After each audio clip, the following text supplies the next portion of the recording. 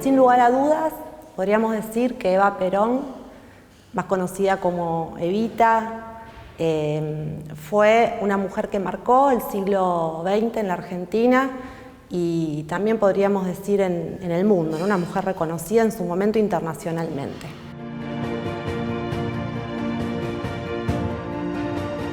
Nació en el año 1919, era hija natural de la unión entre Juan Duarte y Juan Ibarguren, que eran su padre y su madre. Ella era la menor de otros hermanos.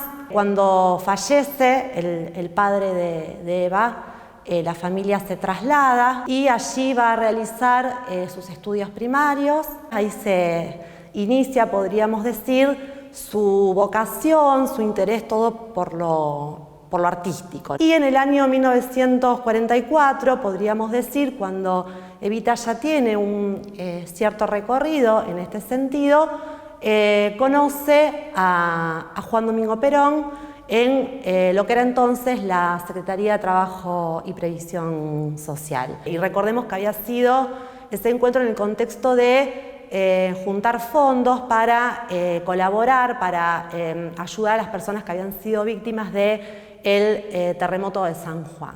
La vida de la Evita actriz empieza a cambiar rotundamente, se transforma su destino y se convierte, podríamos decir, en una mujer pública, en una mujer política.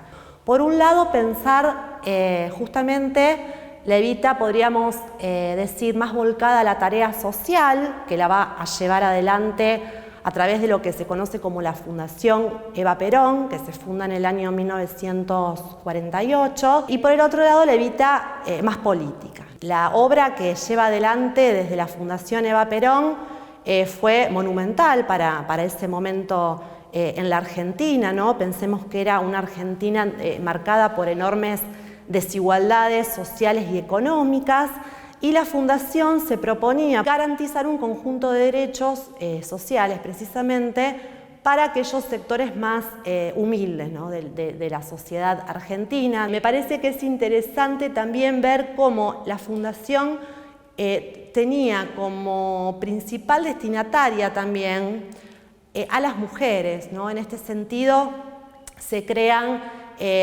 lugares para alojar a mujeres que llegaban a la capital, que estaban solas, que no tenían redes de contención y que muchas veces también eran madres, ¿sí?, solteras. Otra cuestión también muy conocida de estos años es la carrera de enfermería, que se crea para que el único destino, por ejemplo, de las mujeres fuese el servicio doméstico. Era una carrera que tenía una duración de 3 años. La otra entrada, la segunda, que también entonces me parece relevante en relación a su vida, tiene que ver con el impulso que Evita le da a la aprobación de la ley de sufragio femenino que se va a producir en el año 1947, la conocida ley 13.010, que desde fines del siglo XIX las mujeres en la Argentina venían luchando por este derecho largamente postergado. Hay que tener en cuenta que esa ley no solamente habilitó a las mujeres a ejercer el sufragio como electoras, sino que también permitió a las mujeres ser candidatas, ¿sí? Entonces, por primera vez, en el año 1951, cuando se produzcan las elecciones nacionales, las mujeres argentinas van a poder no solamente votar, sino también ser elegidas representantes. Como resultado de eso,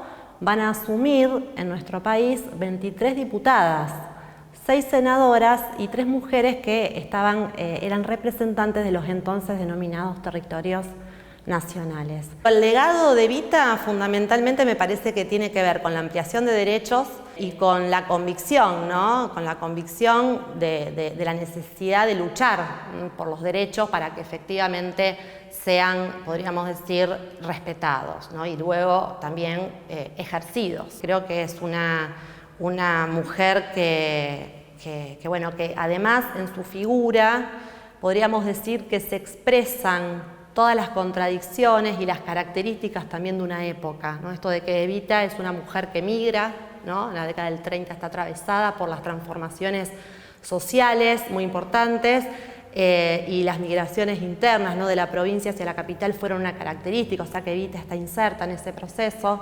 Evita es mujer en un contexto de ampliación de derechos, ¿no?, que también va a ser una cuestión propia de estos años, la mujer que sale del ámbito de lo doméstico y empieza a participar de la política.